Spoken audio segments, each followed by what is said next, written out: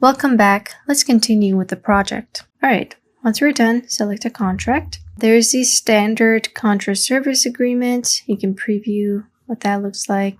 And the cool thing is that it's going to input everything you've written so far into this contract. So let's take a look here. So it's mentioning Contra, but here are the stuff that we wrote for the deliverables. There's the brand, SEO and stuff. The timeline, it listed all the milestones. And the end date, there's the payment terms. It's describing everything.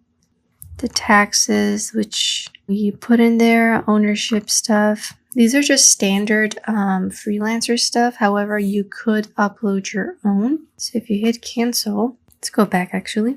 You hit that, go to contract, you can just upload a PDF. Maybe have a contract that fits your services or your requirements. There's tons of them online. If you just search for freelancer developer contracts or graphic design contracts, they're going to show up. Put in your information and upload them here. You can also put in additional terms to put terms for special scenarios. Let's say if there is no, like your laptop crashed and everything gets lost, you want to put a term over there. If you're in a place that has strict copyright laws, you want to indicate that here, and anything else that comes to mind. Again, better safe than sorry.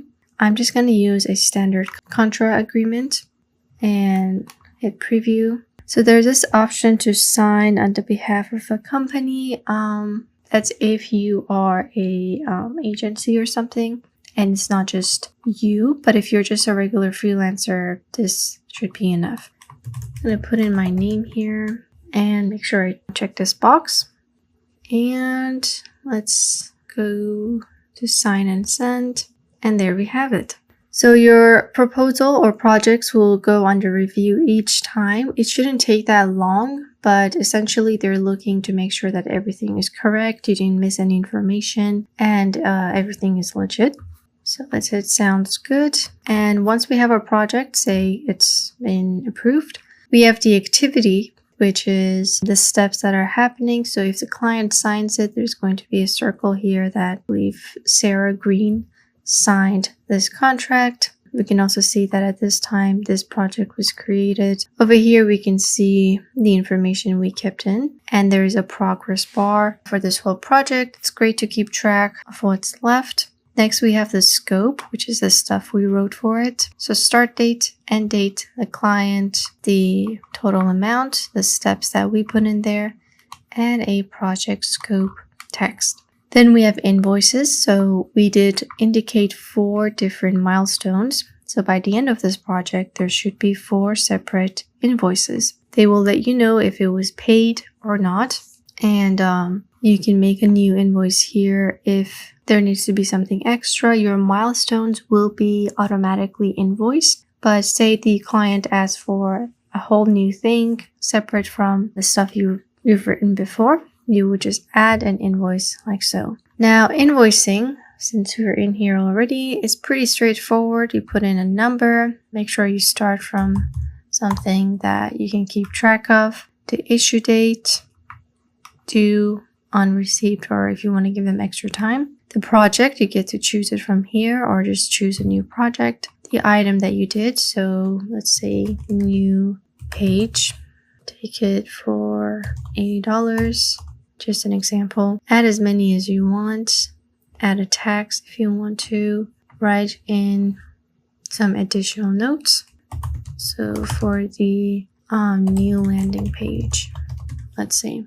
And then this is what the preview looks like. If you want your logo there, you can upgrade to Pro. It's going to show up right here. So I'm not going to send a new invoice, but we can see that our project is ready to go. So I did another project just to show you that they do review stuff. I made a project for myself and it was a brand design for this much. And you can see that if they sense that your project is not legit, like mine here, they will reject it. If it was a problem, if you think they made a mistake, you can just duplicate the proposal and change something up. It will copy everything so you don't have to start from scratch. And if they still refuse it, you can just contact them over here. Alright, so say that this is my project and I'm just gonna go in there. It's evading Sarah's signature, but Sarah is not real. So only once the client signs this proposal will you be able to have an active project. So you can see the checklist for pre-launch and all that. You can download the contract if you want to email it to them and just be more secure. Let's go back here. So our project right now is not active, as you can see. But it's a really fascinating way how they can allow you to manage all your projects, all your clients in a really simple way. This didn't take that much time. They already had a bunch of templates and I didn't have to do that much stuff. And that concludes our project or proposals. Once you get paid, as we mentioned, it's going to go in your wallet. You can go over here and then you send the payout amount to an account that you add over here. So they have the bank account, debit card, PayPal, and USDC, whichever you prefer. And everything is pretty secure. Alright, so we have our profile ready, we have a project ready. Now let's go and see how we can get more projects with real clients.